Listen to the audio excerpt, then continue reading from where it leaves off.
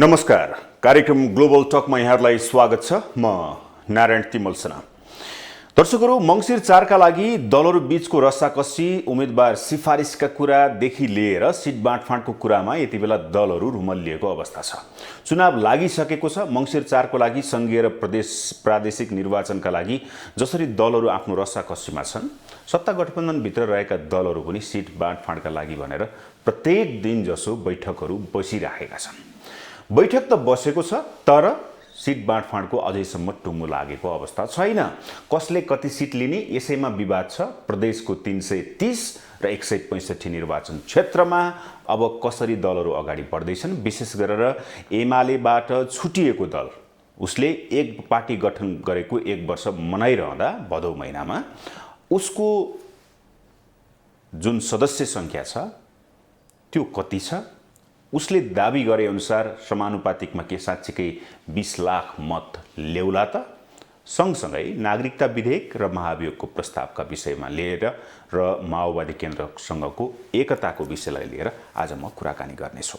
मसँग हुनुहुन्छ नेकपा एकीकृत समाजवादीका केन्द्रीय सदस्य, सिन्धुपाल्चोकका जिल्ला अध्यक्ष नवराज पौडेल। स्वागत छ सर। आरामै हुनुहुन्छ? हजुर, ठिक छ। सिन्धुपाल्चोक जिल्लाबाट पार्टीले सिफारिस गरिसक्यो उम्मेदवार?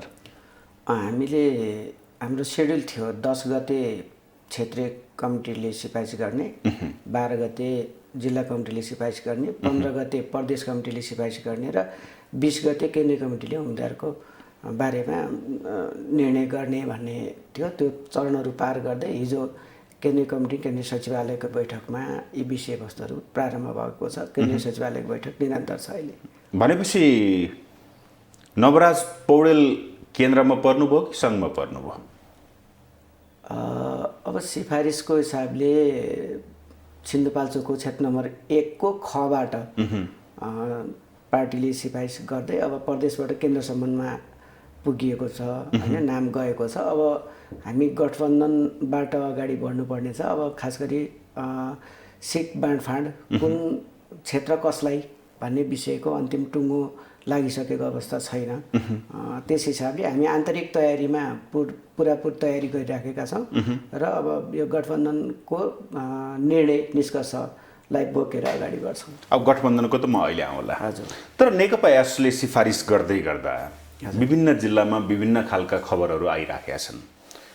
नेकपा एस पहिला जति बलियो थियो, निर्वाचन जब नजिकै छ, पहिरो जान थाल्यो। यसलाई दुवै ढङ्गले हेरौँ। अब केही साथीहरूलाई स्थानीय तहको निर्वाचन त्यो एमालेको सङ्गठनात्मक आधारबाट अगाडि बढेको त्यो निर्माण भएको मनोविज्ञान, त्यो मनोविज्ञानसँग मिट गर्न सकेनौँ कि भन्ने त्यो अर्को दोस्रो मनोविज्ञान विकसित भएको हुनाले कतिपय साथीहरू अब फेरि अब एमालेमा फर्किने कतिपय ठाउँहरूमा त्यस्तो देखिएको पनि छ।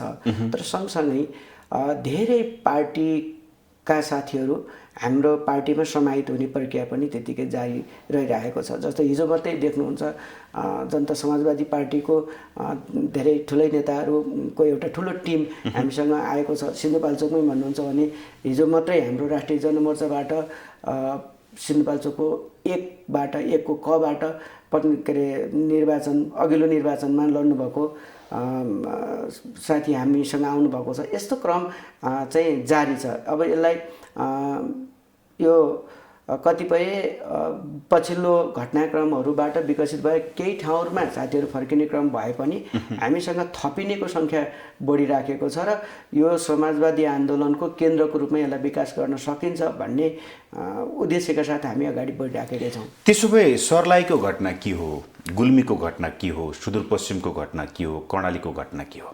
केन्द्रीय नेताहरू, जिल्ला स्तरका नेताहरू जो नेतृत्व गर्न सक्षम छन्, ती नेताहरू फेरि पुनः एमालेमै फर्किनुको पछाडिको रिजन के देख्नुहुन्छ? तपाईँहरूले त कारवाही पनि गर्ने भन्नुभएको छ, कारवाही पनि गरौँ भन्नुभएको छ, के हो? यसलाई यसरी हेर्नुपर्ला। जस्तो सुदूरपश्चिमको घटना लगायतका घटनाहरू, सुदूरपश्चिमको घटना मूलतः एउटा मनोविज्ञान के विकसित हुँदै गएको छ भन्दा मैले अघि पनि सङ्केत गरेँ कि अब हामी गठबन्धनबाट अगाडि बढ्ने भनिसके पछाडि हिजो निर्वाचित हुनुभएका साथीहरूको सुरक्षाको हैन अलिकति त्यो खालको प्रश्न उहाँहरूको मनभित्र उब्जिन्छ। सुरक्षाको प्रश्न भन्नाले भनेको राजनीतिक सुरक्षाको प्रश्न ओके होइन। त्यो चाहिँ के अरे हिजो निर्वाचित भएका ठाउँहरू मैले नै पाउँछु कि पाउँदिनँ, अर्थात् गठबन्धनबाट जाँदा त सबै मैले नै भनेको कुरा त नपाउन सक्छु आदि प्रश्नहरूले गर्दाखेरि यो आत्मसुरक्षावादी चिन्तन जो प्रबल बन्दै गइराखेको छ, आत्मकेन्द्रित चिन्तनहरू जो प्रबल बन्दै गइराखेको छ, त्यसले प्रभावित बनाएको छ। नेकपा एसको स्थानीय तहको निर्वाचनको उपस्थिति र अहिलेको उपस्थितिको डिफ्रेन्स के हो त्यसो भए? हामी स्थानीय तहको निर्वाचनको अवस्थाभन्दा हाम्रो सङ्ख्या, हाम्रा आधारहरू विस्तार गरिराखेका छौँ। हाम्रो तीव्र रूपमा हामी विस्तारित भएरै गइराखेका छौँ। आधारहरू विस्तार गरिराख्नु भएको छ भन्नुभएको छ, ती आधारहरू भत्किँदै गइराखेका पनि छन् भन्छन्। त्यही त, केही घटनाहरू जो अब सार्वजनिक भएर गइराखेका हुन्छन्, जस्तो छोड्नेहरूको लागि अब हाम्रो समाज त कस्तो भने निर्माणका कुराहरूको भन्दा अलिक बढी अर्को नेगेटिभ कुराहरूको बढी प्रचार त हुन्छ नै होइन। त्यो पार्टीले गम्भीरतापूर्वक लिनु त पर्छ, फेरि यसलाई सामान्यकरण गर्ने विषय त होइन नै। तर अब राजनीति त व्यक्तिगत स्वतन्त्रताको त कुरा हो नि त, राजनीति छनौट त व्यक्तिगत स्वतन्त्रताको कुरा हो।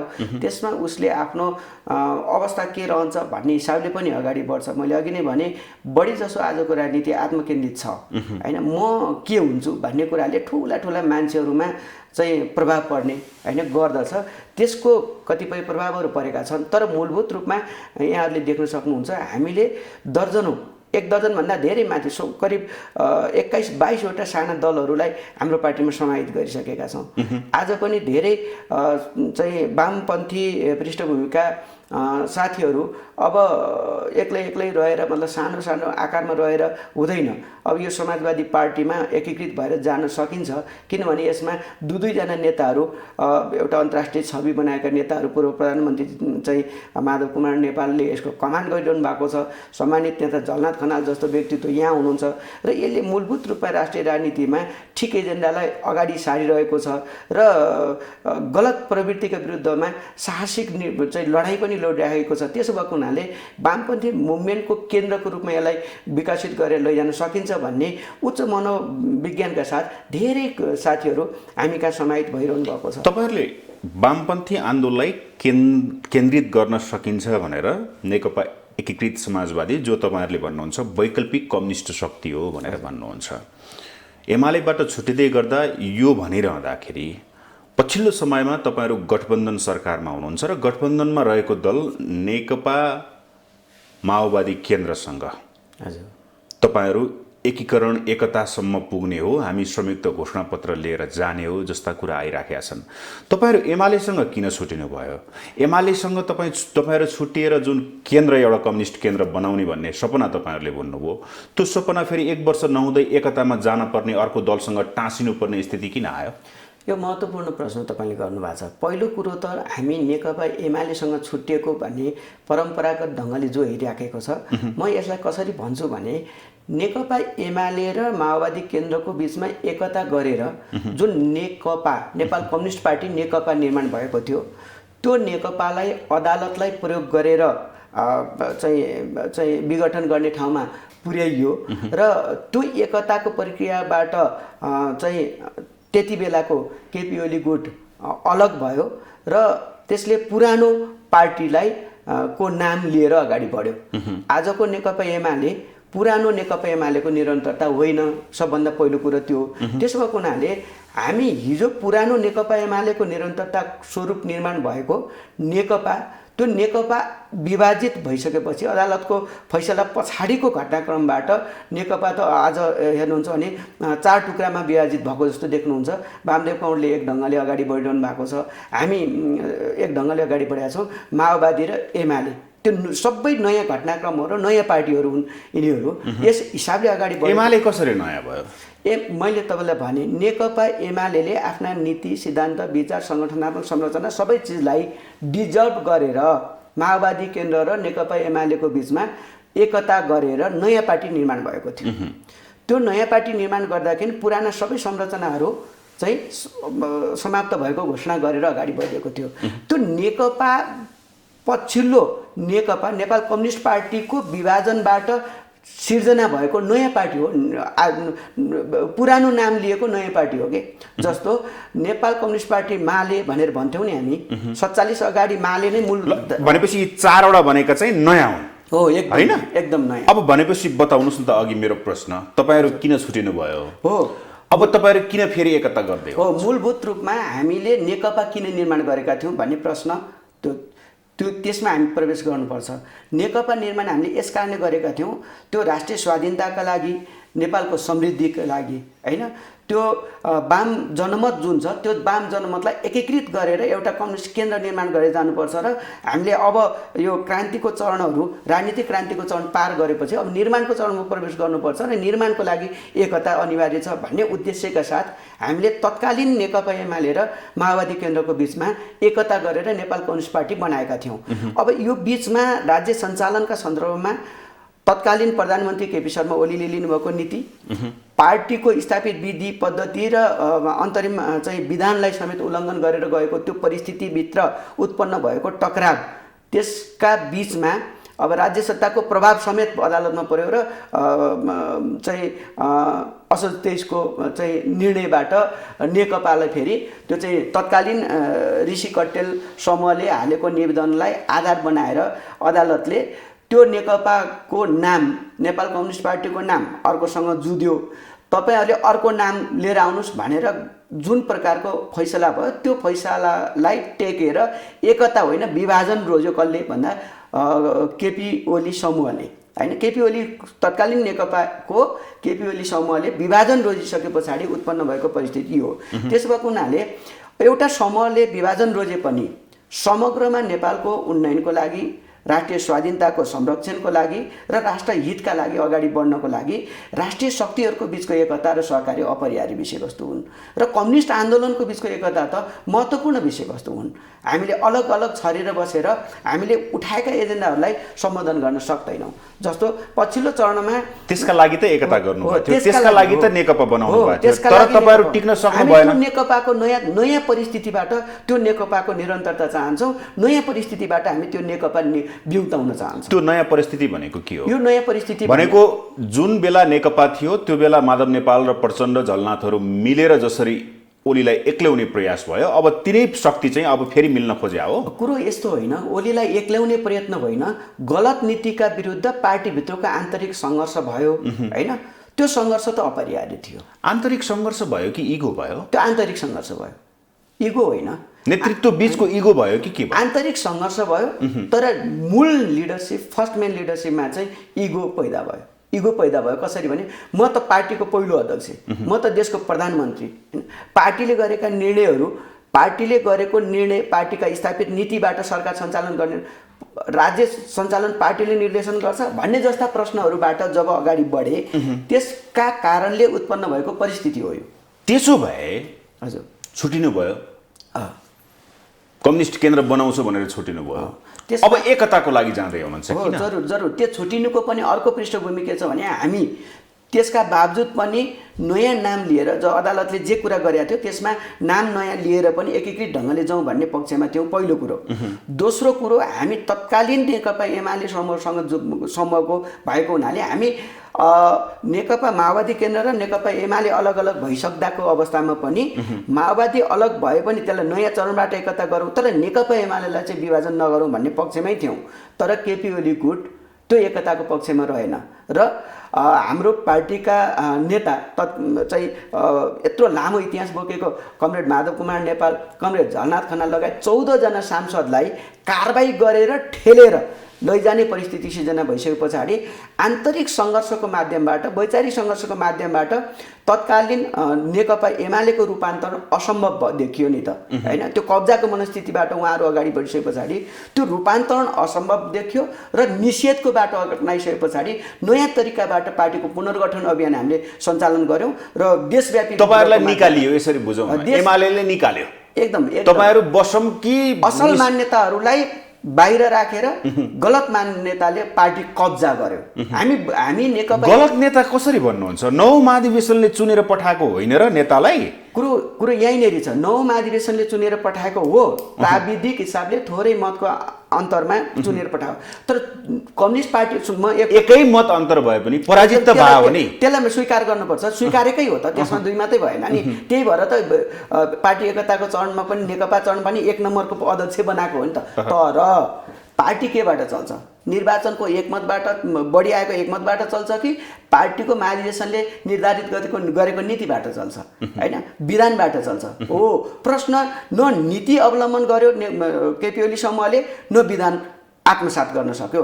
नीति र विधान दुईवटै कुरालाई लत्याएर अगाडि बढ्यो र त्योलाई आत्मसात गरेर अगाडि बढ्नुपर्छ भन्ने पक्षलाई, होइन, म शक्तिमा भए बेला त चाहिँ आँखा लाउने भन्ने तरिकाबाट उसले निषेधकारी भूमिका निर्वाह गरिसके पछाडिको परिस्थितिमा आज तत्कालीन नेकपा वा नेकपा एमाले 3टा चाहिँ चिरामा रहने अवस्था बन्यो। वामदेव कमरेड, माधव झलनाथ कमरेड र केपी ओली समूह, होइन, यो अवस्थामा रह्यो र नेकपा माओवादी त अलग ढङ्गले गइरह्यो। यो परिस्थितिको बिचबाट अगाडि गएको भएको हुनाले एउटा इतिहासको कालखण्डमा नेतृत्वले गलत बाटो लियो भन्दैमा सिङ्गो बृहत कम्युनिस्ट आन्दोलनको एकताको बाटो त अवरुद्ध बनाउनु भएन नि। त्यसो भएको हुनाले नयाँ सिराबाट प्रयत्न थाल्नुपर्छ भनेर हामीले देशव्यापी विद्रोहको माध्यमबाट पार्टी पुनर्गठन अभियान सञ्चालन गऱ्यौँ र यो पुनर्गठन अभियानलाई अब फेरि पुनः हामी एउटा समग्र कम्युनिस्टहरूको, वास्तविक कम्युनिस्टहरूको एकताको केन्द्रको रूपमा विकसित गर्न चाहन्छौँ र फेरि पनि हामी नेकपालाई नयाँ सिराबाट बिउताउन चाहन्छौँ। अस्तित्व धरापमा पर्यो, त्यही भएर एकता गर्न चाहन्छ? होइन, यो वैचारिक विषयवस्तु अस्तित्व धरापमा अब अस्तित्व कसरी हेर्नुहुन्छ? जस्तो समाजवादी पार्टी, एकीकृत समाजवादी पार्टीले स्थानीय तहमा हामीले ल्याएको मतलाई नै तपाईँले हेर्नुहोस्। हामीसँग अहिले सङ्गठित सङ्गठित सदस्यको सङ्ख्या हामी 5 लाख हाराहारी पुगेको छौँ। हाम्रो अस्ति केन्द्रीय परिषदको बैठक सञ्चालन भइरहँदाखेरि 3,97,000 हाम्रो सङ्गठित सदस्यताको रेकर्ड हामीसँग अपडेट भइसकेको छ। अहिले तीव्र गतिमा हामी एकता, साना दलहरूको बिचको एकताको प्रोसेसलाई पनि अगाडि बढाइराखेका छौँ र अहिले हामी करिब 5 लाखको हाराहारीमा हाम्रो सङ्गठित सदस्यको सङ्ख्या पुर्याउने अवस्थामा छौँ हामी। तपाईँहरूले पार्टी पुनर्गठन गरिसकेको पछिको उद्देश्य पुरा भयो? पुरा भएको छैन। त्यसकारणले त हामी बृहत चाहिँ पार्टी गठन गर्नुभयो, नेकपाको सरकार गयो, अर्को सरकार आयो, वाम लोकतान्त्रिक गठबन्धन भनेर तपाईँले हिँडिराख्नु, पक्नुहोस् है, वाम लोकतान्त्रिक गठबन्धन भनेर हिँडिराख्नु भएको छ। तपाईहरूले 2-4 थान मन्त्री बनाउनु बाहेक तपाईँको पार्टीले के गर्यो? महत्त्वपूर्ण प्रश्न तपाईँले गर्नुभयो। पहिलो कुरो त पार्टी पुनर्गठनको कुराको सैद्धान्तिक पक्ष, आन्तरिक सङ्गठनात्मक पक्ष मैले त्यहाँ कुरा गरेँ। दोस्रो कुरा उद्देश्य के भन्नुभयो नि? उद्देश्य मूलभूत रूपमा यो क्रान्ति पश्चात निर्माण गरेको, संविधान सभाले निर्माण गरेको संविधान, नेपालको संविधान यो तपाईँ अगाडि छ 2072, यसको संरक्षण हाम्रो पहिलो उद्देश्य थियो। यसलाई डिरेल गर्ने, कुनै न कुनै तरिकाबाट अधिनायकवादको जन्म गर्ने र त्यसमा अझ त्यो अधिनायकवादको जन्म नयाँ प्रकृतिले हुने, अर्थात् क्रान्तिले विस्थापित गरिएका शक्तिसँगको सहकार्य र क्रान्ति सम्पन्न गर्ने शक्तिसँगको निषेधकारी व्यवहारबाट अगाडि बढ्न खोज्ने जुन प्रवृत्ति थियो, त्यो प्रवृत्तिलाई कमजोर पार्नु हाम्रो पहिलो उद्देश्य थियो। उद्देश्य भनेको हाम्रो पहिलो उद्देश्य थियो जसले संविधानलाई मिच्न खोज्यो त्यसलाई कमजोर पार्नु, त्यसलाई कमजोर पार्नु भयो त। हामी त्यसमा सफल भयौँ।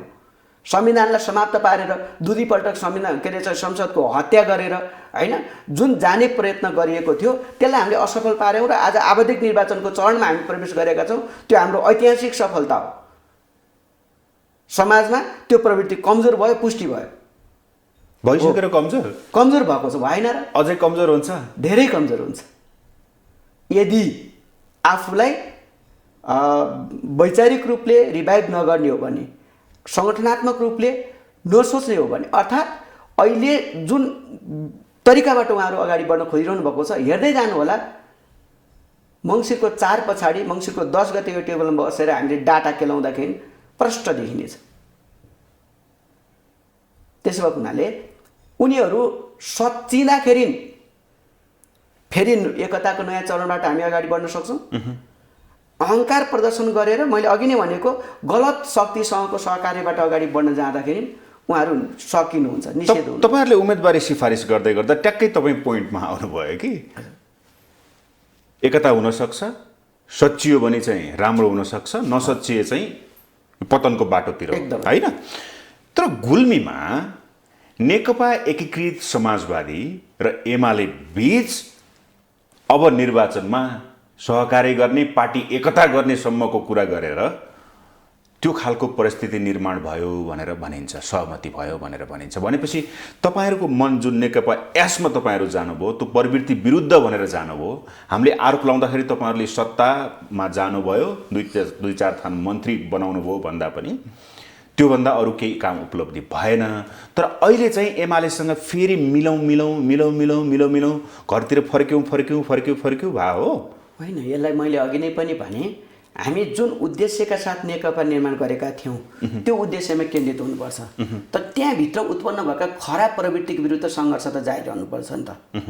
यदि आज नेकपा एमाले 2 पटक संसद विघटन गर्नु नेतृत्वको हिसाबले मेरो कमजोरी हो भनेर स्वीकार गर्छ भने अझै पनि ठाउँ छ, अझै पनि ठाउँ छ। म आज भन्दैछु, यो घटनालाई स्वीकार गरेर सार्वजनिक आह्वान गर्ने हो भने फेरि पुरानो नेकपा बिउतिएर अगाडि बढ्ने, निर्वाचन अगाडि नै त्यो परिस्थिति सिर्जना हुने अझै पनि ठाउँ छ।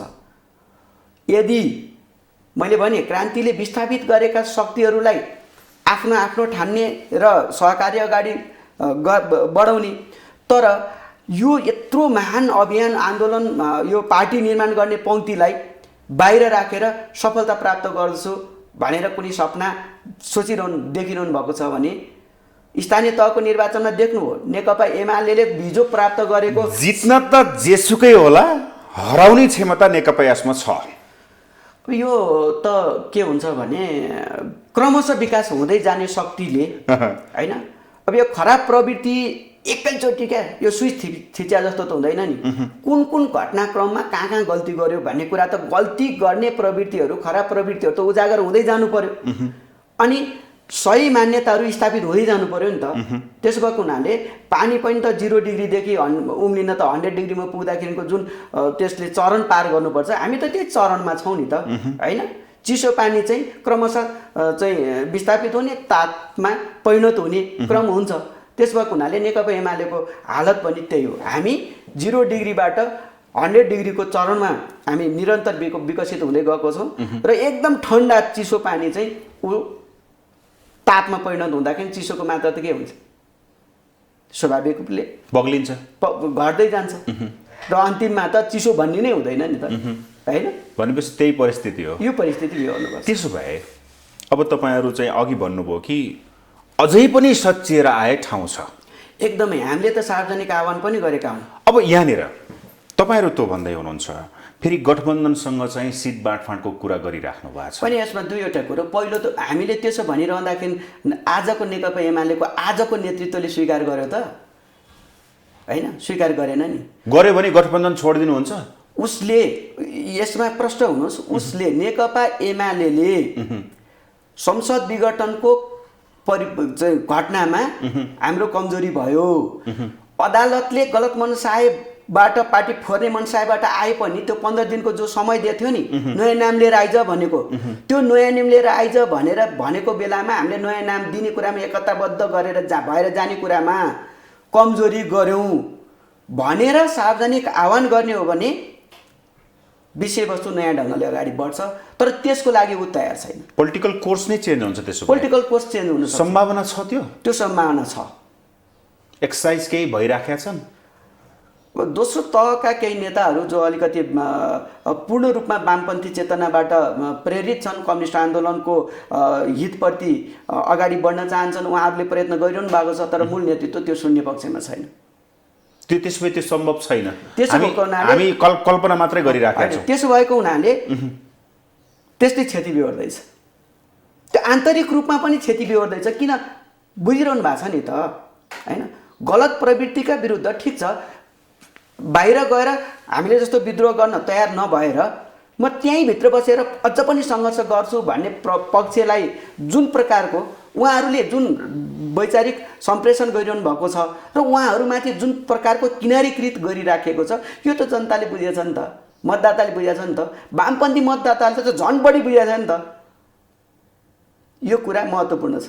उक्साउने पार्टी फोर्ने त्यहीँ गएर सङ्घर्ष गरिराख्नु भएको छ, तर उहाँहरू कुनामा चेपिनु भएको छ। तपाईँहरूलाई त भित्तामै टाँसिदिनु भयो। होइन, हामी त भित्तामा टाँसिएनौँ, हामी त हाम्रो अलग आइडेन्टिटीकै साथ अगाडि बढेका छौँ। हामीलाई यसमा गौरव छ। त्यसो भए आइडेन्टिटी भन्दै गर्दाखेरि तपाईँहरू के भनेर जाँदै हुनुहुन्छ? पोलिटिक्स इज माइन्ड गेम भन्छन् होइन, समाजको त्यो खालको साइकोलोजीलाई पढेर त्यो खालको माइन्ड सेटअप गर्यो भने चाहिँ राजनीतिमा चाहिँ फड्को मार्न सकिन्छ भनिन्छ। नेकपा एसको पिपुल्स साइकोलोजी र माइन्ड गेम के हो अहिलेको? यसमा दुईवटा कुरा छ। अहिले हामी पहिलो कुरो त अब क्रान्तिको विश्वव्यापी रूपमा क्रान्ति सम्पन्न भइसके पछाडिको चरणहरूमा क्रान्ति सम्पन्न गर्ने शक्तिहरूको बिचमा वैचारिक मत भिन्नता हुन सक्छ, तर राष्ट्र निर्माणको लागि सहकार्य अनिवार्य छ। त्यस अर्थमा आजको हाम्रो मूल कुरा भनेको के हो भने राष्ट्रिय स्वाधीनता र समृद्धिका लागि वाम लोकतान्त्रिक सहकार्य आजको मूल कुरा हो। हिजो अलिकति 2/3 नजिकको बहुमत प्राप्त गर्दा हामीले त्यो बाटो अलिकति बिराउन खोज्यौँ, सक्नु भएन। बिराउन खोज्यौँ भन्नुहोस् न, मतलब चाहिँ नेतृत्वले बिरायो होइन। प्रमुख प्रतिपक्षलाई के कुराहरूमा हामीले चाहिँ एउटा ठाउँमा आउने परिस्थिति सिर्जना गर्नुपर्ने हो होइन। हिजोको क्रान्तिको चाहिँ महत्त्वपूर्ण शक्ति हो नि त होइन, उसलाई कसरी लिएर जानुपर्ने हो र आन्तरिक शक्तिलाई कसरी झन् मजबुत बनाएर लिएर जानुपर्ने हो भन्ने बाटोमा हिजो गल्ती गरेको परिणाम हामी भोग्दैछौँ। तर पनि यो यहाँ नेपालको सन्दर्भमा वाम लोकतान्त्रिक शक्तिको सम्मिलनबाट नै परिवर्तन सम्भव भएको। तर एउटा कुरा कस्तो हामीले बुझ्न नसकेको, नीति विचार सिद्धान्त केही नमिलेको, लक्ष्य उद्देश्य कहाँ केही पनि नमिलेको त्यस्तो दलहरू चाहिँ एकै ठाउँमा आएर त्यो खालको चाहिँ सिनारियो बन्नु अचम्म लाग्दो कि के हो यो? के प्र्याक्टिस हो यो चाहिँ? यो विषयलाई पनि प्रश्न पार्नुपर्छ भन्ने लाग्छ मलाई होइन। आम जनता सामु नीति विचार र सिद्धान्तको प्रश्न जो छ होइन, मैले आज हामी त्यो चरणमा प्रवेश गरिसकेका छौँ कि छैनौँ होइन। हामीसँग कुनै प्रकारको मैले अघिदेखि जोडिराखेको छु, क्रान्ति गर्ने 62-63 को क्रान्ति सम्पन्न गर्ने शक्ति सम्पूर्ण रूपले अब उनीहरूको बिचमा सङ्घर्ष र निषेधको चरणमा प्रवेश गरेको हो कि होइन, त्यो सङ्घर्ष रूपान्तरण र एकताको चरणमा प्रवेश गरेको रहनुपर्ने हो भन्ने प्रश्न मूल प्रश्न हो। 62-63 को परिवर्तनकारी शक्तिहरू सङ्घर्ष, नीति विचारमा सङ्घर्ष, रूपान्तरण र एकताकै चरणबाट अगाडि बढ्नुपर्छ। एकताको मतलब साङ्गठनिक पार्टीगत एकता नहुन सक्छ, तर राष्ट्रिय एजेन्डाहरूमा, राष्ट्र हितका सन्दर्भमा, संविधानको रक्षाको सन्दर्भमा, लोकतन्त्रको सम्वर्धनको सन्दर्भमा त्यो एकता गरेर जानुपर्दछ। त्यसभन्दा बाहेकको शक्ति जो लोकतन्त्र मास्न चाहन्छ, आफूलाई पुनर्जागृत गराउन चाहन्छ, पुनर्स्थापित गराउन चाहन्छ, यसलाई चाहिँ राजनीतिक रूपले हामीले भन्दाखेरि चाहिँ यो पुरानो शक्तिहरू होइन, यो पुनरुत्थान हुन चाहन्छन्। पुनरुत्थानवादी फोर्सेसहरू त फेरि पनि खतराको रूपमा त रहिरहन्छन् नि त। अन्तर्राष्ट्रिय परिस्थिति पनि त्यही प्रकारको छ। त्यसो भएको हुनाले ती शक्तिहरूको बिचमा एजेन्डागत रूपमा मत भिन्नता हुन सक्छ, तर राष्ट्रिय विषयवस्तुहरूमा फेरि एकता जरुरी छ भन्ने कुरालाई बुझेर हामीले अगाडि बढ्नुपर्दछ। त्यस अर्थमा हामीले मैले अघि नै तपाईँसँग भने राष्ट्रिय स्वाधीनताको रक्षा, मुलुकको समृद्धिका लागि वाम तथा लोकतान्त्रिक शक्तिको बीचको सहकार्य नै आजको अपरिहार्य आवश्यकता हो। नेकपा एकीकृत समाजवादी यही मूल विषयवस्तुमा केन्द्रित भएर हामी एकता यो चाहिँ र सहकार्यको प्रोसेसलाई अगाडि बढाइराखेका छौँ। त्यसो भए यो गठबन्धनमा तपाईँहरू के गरेर अगाडि बढ्दै हुनुहुन्छ? नेकपा एस के भनेर चुनावी मैदानमा जाँदैछ? मूल कुरो मैले भने हाम्रो मूल ध्येय भनेको मैले भने अब 62-63 को क्रान्ति पछाडिको अहिले सम्पूर्ण रूपले त्यो क्रान्तिकारी शक्तिको बिचमा सङ्घर्ष र निषेध होइन, सङ्घर्ष, रूपान्तरण र एकताको अपरिहार्यता छ। यसको लागि हामी अगाडि बढ्नुपर्छ। त्यो भनेको के भन्दा 62-63 को परिवर्तनको मूल शक्ति नेपाली काङ्ग्रेस र कम्युनिस्ट शक्तिहरू हौँ। कम्युनिस्ट शक्तिहरूको नेतृत्व हामीले गरिराखेका छौँ। हामी पार्टीगत रूपले चाहिँ विभाजित भए पनि मूल कुरामा, मूल ध्येयमा हामी एकताबद्ध नै छौँ। कार्यशैलीगत रूपमा समस्या छ, दृष्टिकोणमा समस्या छ, तर मूल कुरामा हामी एकताबद्ध छौँ। जो पुनरुत्थानवादी शक्तिसँग गला मिलाउन खोज्दछ त्यो गलत हो भनिरहेका छौँ, ती उसलाई रूपान्तरणको लागि सङ्घर्ष गरिराखेका छौँ होइन। त्यसो भएको हुनाले मूलभूत रूपमा राष्ट्रिय स्वाधीनताको विषयवस्तु मूल विषयवस्तु हो। आज विभिन्न प्रकारले विश्व राजनीतिमा फेरबदल आउन खोज्दैछ। त्यो विश्व राजनीतिमा आउन खोजेको फेरबदलले नेपाली राष्ट्रियतालाई चाहिँ माथि प्रहार गर्न खोज्दैछ। यहाँनिर हाम्रो राष्ट्रिय एकता अनिवार्य छ। यो उद्देश्य सहितको मुलुकको समृद्धिको एजेन्डा लिएर हामी अगाडि बढ्न चाहन्छौँ। हामीले सुरुवात गरेको 51 सालबाट सुरुवात गरेको हाम्रा चाहिँ यो मुलुकको निर्माणको महाअभियान छ, त्यसलाई पुरा गर्न चाहन्छौँ। जनतालाई समृद्ध बनाउन चाहन्छौँ होइन। अब युवाहरूलाई चाहिँ 2006 सालदेखि राजनीति, नेपालको राजनीति, सरकार, राजनीतिक दल नेपालीको नागरिकको सेवक बन्छ भनेर भन्छौँ होइन। नागरिकलाई धनी र खुसी बनाउँछ भन्छौँ। नागरिकले राज्य छ भनेर महसुस गर्ने खालको बन्नुपर्छ भनेको, मलाई हेरेको छ भन्ने महसुस गराउनु पर्ने हो। तर त्यो महसुस नगरेका आम जनता, त्यो प्रत्याभूत नगरेका आम जनताले तपाईँहरूका राष्ट्रियताका, स्वाभिमानका कुरा सुन्दाखेरि भित्रभित्र हाँसे जस्तो, गिज्याए जस्तो लाग्दैन? मूल प्रश्न हामीले यहीँनिर हेर्नुपर्छ। हाम्रो परिवर्तन, हामीले राजनीतिक परिवर्तन गऱ्यौँ, संरचनागत परिवर्तन गर्न सकेनौँ। याद गर्नुहोला, आज पनि कुनै न कुनै रूपले पञ्चायती व्यवस्था निर्माण गरेको ब्युरोक्रेटिक संरचना जीवित राखेका छौँ होइन। हामी त्यसैमा चलिराखेका छौँ हो। त्यसैमा त्यही भने हामीले पोलिटिकल चेन्ज सँगसँगै ब्युरोक्रेटिक चाहिँ स्ट्रक्चरल चेन्जको लागि जुन प्रयत्न गर्नु पर्थ्यो त्यो भएको छैन। 48 को निर्वाचन पछाडि अलिकति गिरिजाप्रसादले प्रयत्न गर्नुभयो, तर त्यहाँ पनि असफल पारियो होइन, त्यहाँ पनि असफल पारियो।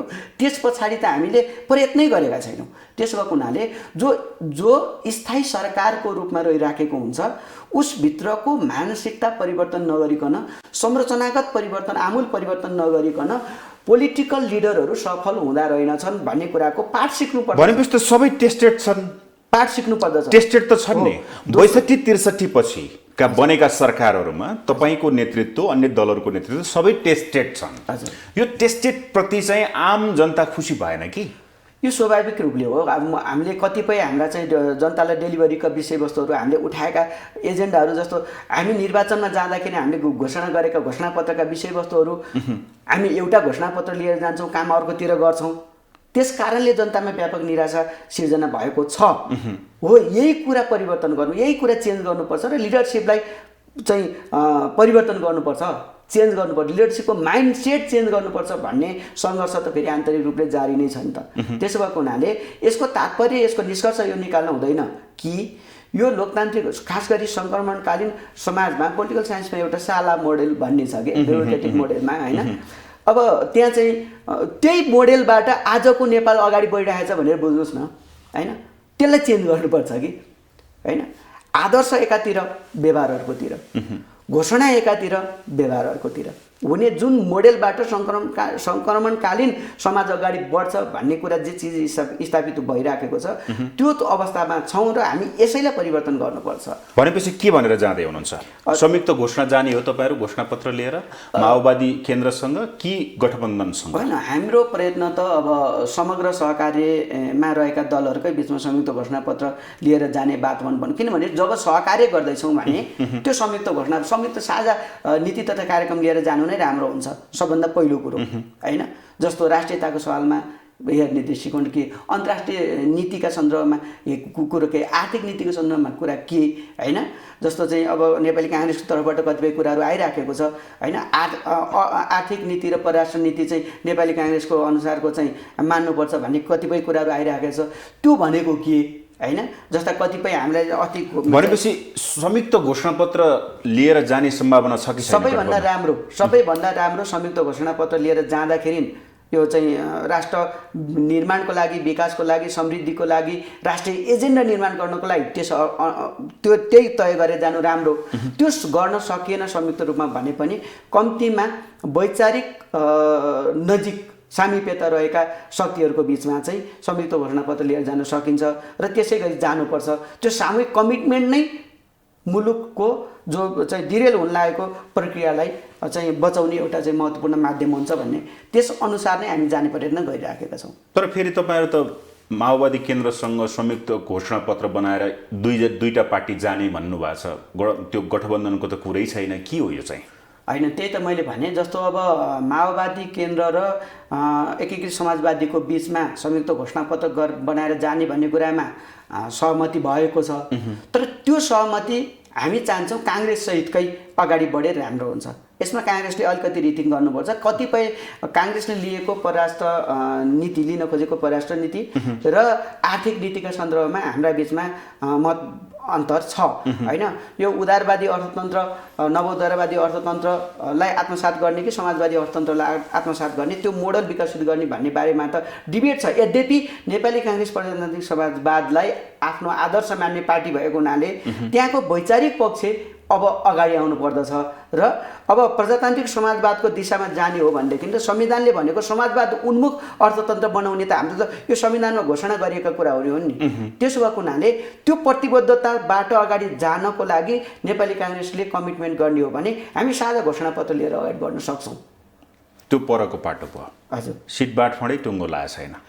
अब सिट बाँडफाँडको प्रश्न त स्वाभाविक रूपले एउटा जति सुरुकै सानो पार्टी भयो भने त अपेक्षाको चाहिँ तीव्र चाहिँ अवस्था बन्छ। अघि नै तपाईँले भन्नुभयो भर्खरै उदाउँदै गरेको पार्टी एकीकृत समाजवादी पार्टीभित्र त आत्मसुरक्षावादी चिन्तनले काम गर्दा गर्दा मान्छे आउट अफ ट्र्याक हुने अवस्थामा पुग्छन् भने नेपाली काङ्ग्रेसभित्र त ठुलो शक्ति छ, माओवादीभित्र ठुलो शक्ति छ, त्यो दलहरूभित्र ठुलो शक्ति छ। त्यो शक्तिको नेतृत्वको व्यवस्थापनको प्रश्नले त्यत्तिकै प्रेसर क्रिएट गरिराखेकै हुन्छ नेतृत्वलाई, मूल नेतृत्वलाई होइन। त्यस भएको हुनाले यो यो यो सहकार्यको कुरा अपरिहार्य पनि छ, अनिवार्य पनि छ। तर आन्तरिक व्यवस्थापन सहितको यो सहकार्यलाई एक मन बनाएर लिएर जानको लागि भित्रदेखिको अनुभूति सहितको त सहकार्यमा रूपान्तरण गर्नको लागि बहस अलिक बढी जरुरी हुन्छ र त्यो बहसको कारणले केही समय लिएको मात्रै। कहिलेसम्म टुङ्गिन्छ यो? लगभग यो महिनाभित्र त विषय टुङ्गिन्छ। नेकपा यसको अपेक्षा अहिले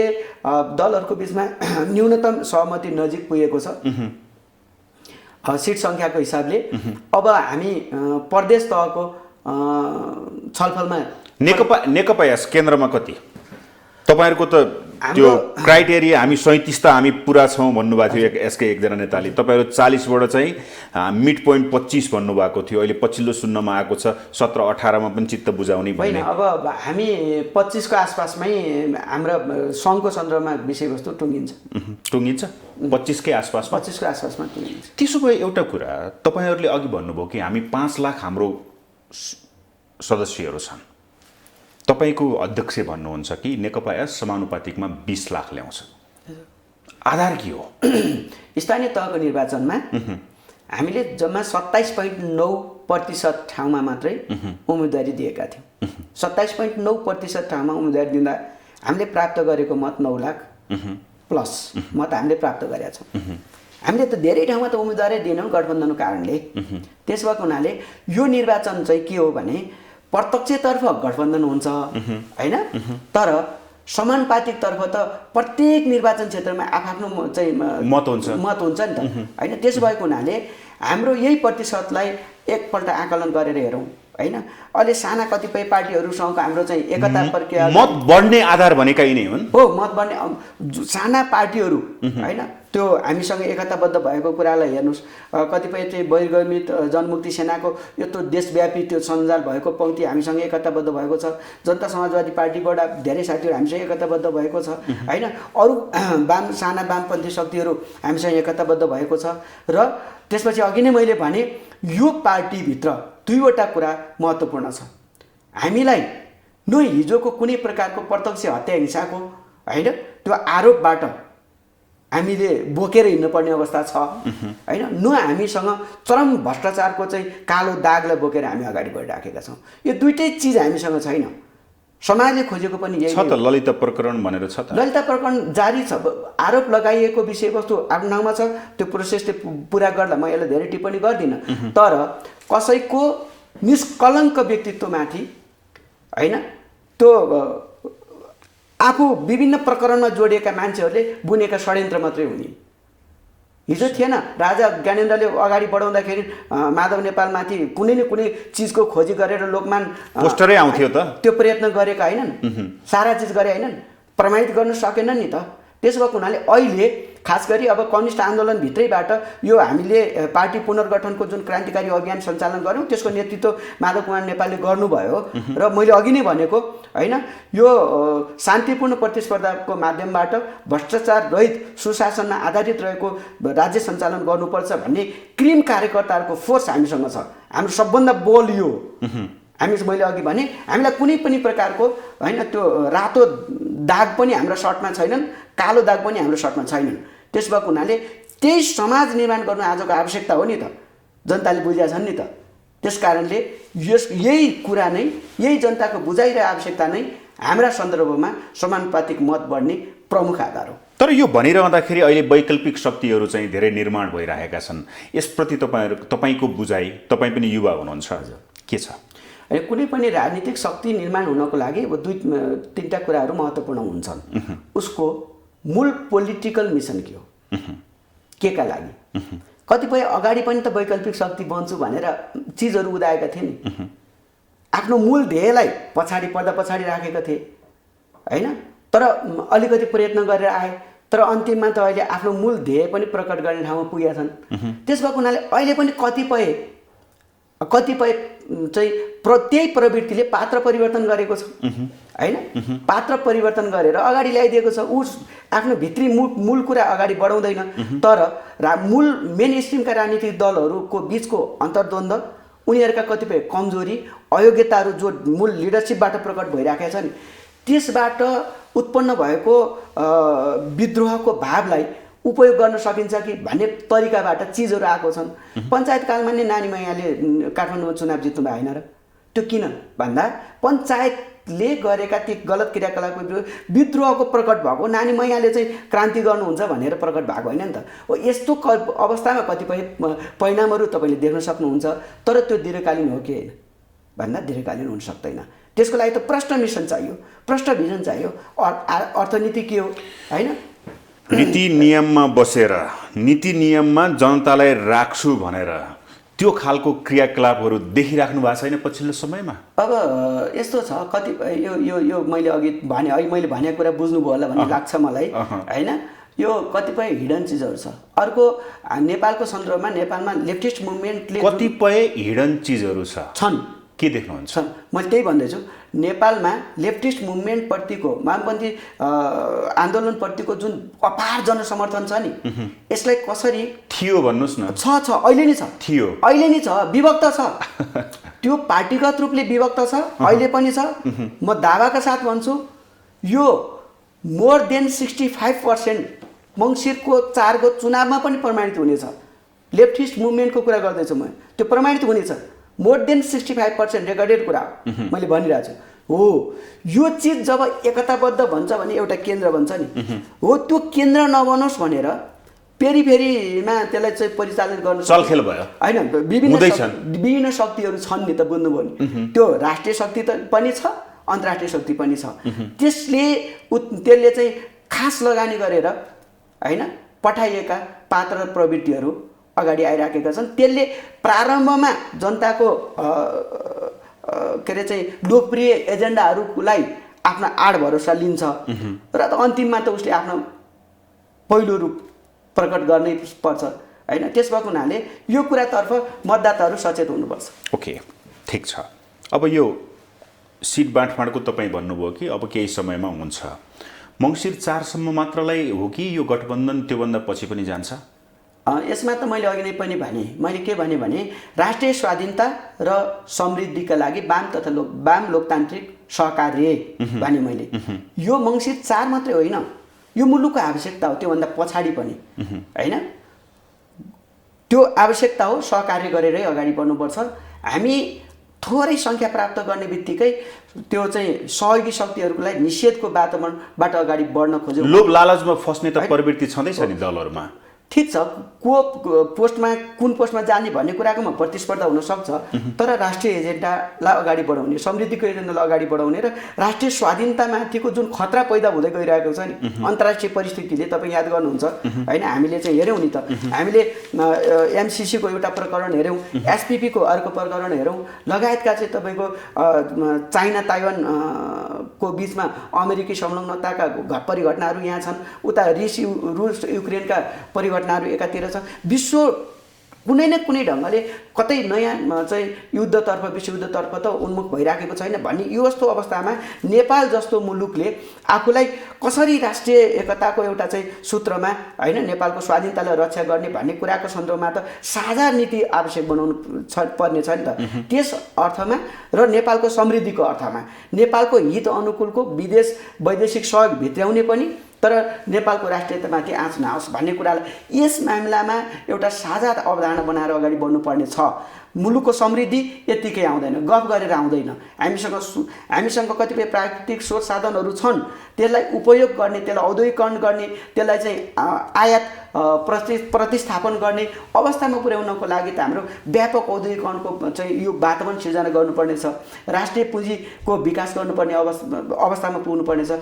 यसका लागि साझा न्यूनतम एजेन्डाहरू एउटा समझदारीहरू निर्माण गरेर जानको लागि मङ्सिर 4 मात्रै होइन, धेरै पछाडिसम्म पनि राष्ट्रिय शक्तिहरूका बिचमा, परिवर्तनकारी शक्तिहरूको बिचमा सहकार्य आवश्यकता छ।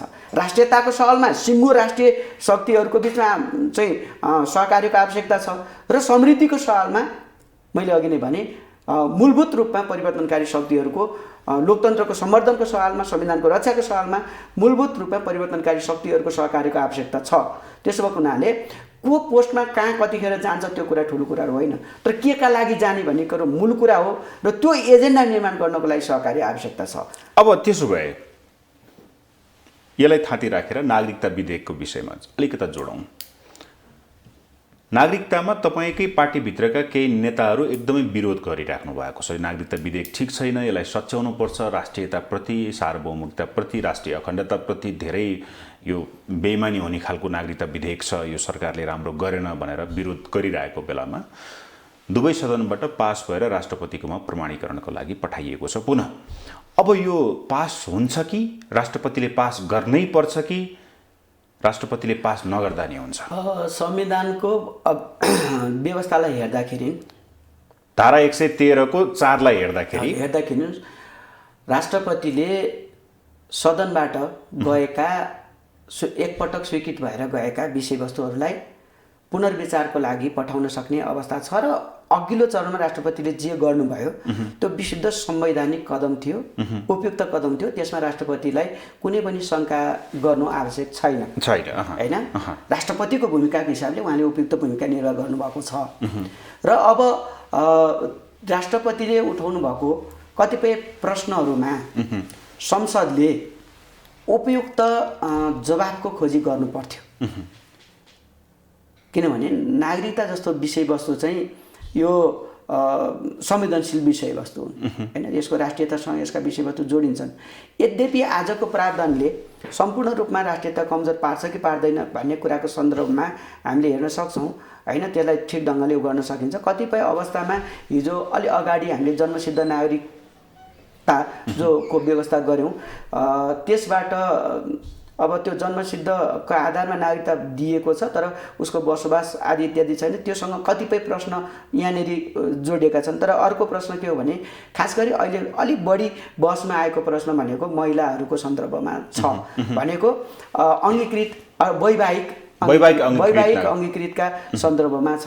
अब यसलाई पनि नियमावली बनाएर हैन त्यसका लुपहोलहरूलाई चाहिँ बन्द गर्न पनि सकिन्छ, त्यो नसक्ने अवस्था चाहिँ होइन। जस्तो मान्नुहोस् कतिपय अब अलिकति सेन्टिमेन्टल भएर पनि प्रचार गरिएको छ, एक हातमा सिन्दुर अर्को हातमा नागरिकता भन्ने, त्यस हिसाबले पनि प्रचार गर्नु जरुरी छैन।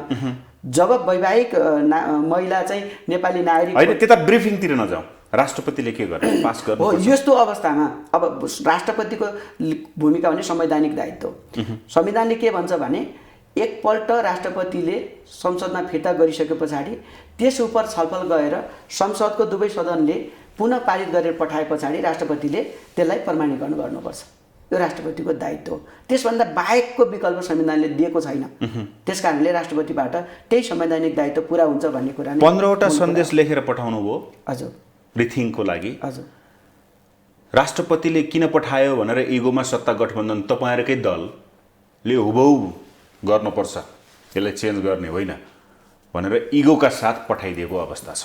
यो के हो? यसमा अब दलको कुराको सन्दर्भमा यहाँनिर बुझ्नुपर्ने कुरा के छ भने प्रमुख प्रतिपक्षी दल साँच्चै के चाहन्छ त? हिजो अध्यादेश मार्फत आएको विषय र आजको विषयमा कति के कुरामा अन्तर छ। हिजो राष्ट्रपतिले प्रमाणीकरण गरेर अगाडि बढ्ने अवस्थामा पुगेको विषयमा त होइन, मतलब अध्यादेशको रूपमा चाहिँ आजको प्रमुख प्रतिपक्षी दल कमरेड केपी शर्मा ओलीले आफैले अगाडि बढाउनु भएको होइन र होइन, कतिपय राजनीतिक शक्तिहरूसँग सम्झौता गरेर अगाडि बढाउनु भएको होइन र। त्यसो भएको हुनाले राष्ट्रियता यो नागरिकताको मुद्दालाई दलीय स्वार्थको मुद्दा बनाउनु हुँदैन भन्ने लाग्छ हामीलाई। भनेपछि राष्ट्रपति संविधानभन्दा बाहिर जानुहुन्न भन्ने लाग्छ? राष्ट्रपति संविधानभन्दा बाहिर त जानै मिल्दैन। यदि जानुभयो भने जानै मिल्दैन, जाँदै जानुहुन्न। त्यसमा त्यस्तो परिकल्पनै नभए शङ्काहरू छ नि त अहिले। त्यस्तो परिकल्पना त्यो के पनि छैन। त्यो साइबर सेलहरूले सिर्जना गरेको भ्रमहरू मात्रै हुन्। राष्ट्रपतिको संवैधानिक दायित्व छ, उहाँले संवैधानिक दायित्व पुरा गर्नुहुन्छ, विश्वास छ राष्ट्रपति। एकदम यसमा विश्वास छ। जहाँसम्म मैले अघि नै भने राष्ट्रपतिले उठाउनु भएका मुद्दाहरूमा संवेदनशीलताका साथ दुवै सदनबाट छलफल बहस गरेर उपयुक्त ढङ्गले जानु पर्थ्यो। त्यसका सन्दर्भमा पनि त्रुटि भएकै छन् होइन, तर पारित गरे दुवै सदनले फेरि पारित गरेर अगाडि बढाइसकेको अवस्था भएको हुनाले आजको सन्दर्भमा राष्ट्रपतिले आफ्नो संवैधानिक दायित्व पुरा गर्नुहुन्छ। नागरिकताको सन्दर्भमा आफ्ना दृष्टिकोण के हो जनताको बिचमा राजनीतिक दलहरूले अगाडि लिएर जानुहुन्छ। मङ्सिर 4मा पनि त्यसको बारेमा एउटा जनअनुमोदनको अवस्था बन्छ र यो फेरि आज निर्माण गरेपछि भोलि चाहिँ परिवर्तन हुन सक्दैन भन्ने विषय त होइन नि त। ऐनहरू त परिवर्तन हुन्छन्। मङ्सिर 4 पछाडि आउने सत्ताले अर्को ढङ्गले एनालाइसिस गरेर नयाँ विधेयक लिएर आएर नयाँ अवस्था सिर्जना हुन नि सक्छ। त्यसो भएको हुनाले आज राष्ट्रपति जस्तो संस्थालाई विवादमा तान्ने प्रयत्न गर्नु हुँदैन।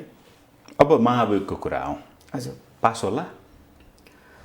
महाअभियोगको सन्दर्भमा प्रमुख प्रतिपक्षी दल नेकपा एमाले कस्तो भूमिका खेल्छ त्यसमा भर पर्छ। जोलेन्द्र शमशेरले त तपाईँका नेताहरूलाई त धेरै भनिदिनु भयो नि त बयानका क्रममा। मैले तपाईँहरूको त्यो दृश्य उदाङ्ग पारिदिनु भयो नि। मैले एउटा चाहिँ यो त्यही कुरा नै मैले भन्थेँ, हाम्रो संविधानले व्यवस्था गरेको छैन होइन। न्यायको क्षेत्रमा न्यायमूर्तिको रूपमा रहेको ठाउँबाट गर्नुपर्ने न्यायिक निरूपण उहाँकै अभिव्यक्तिबाट हामीले प्रश्न बुझ्न सक्छौँ। न्यायिक निरूपण भयो कि भएन? उहाँ भन्दै हुनुहुन्छ गुण लगाएँ मैले, यो गुण लगाएँ त्यो गुण। न्यायमा गुण लगाउने भन्ने चिज हुँदैन। जसले गुण लगाउने उद्देश्यले न्याय गर्छ त्यसले न्याय मारेको ठहर्छ र न्याय मार्नेलाई त पदबाट चाहिँ नेकपा विभाजन र नयाँ सरकार गठन सबभन्दा मूल विषय भनेको चाहिँ तपाईँको नेतृत्वको ललिता निवास प्रकरणले गरायो भनेर भन्छ। बिल्कुल होइन, बिल्कुल होइन। प्रमाणित गर्नुपर्छ।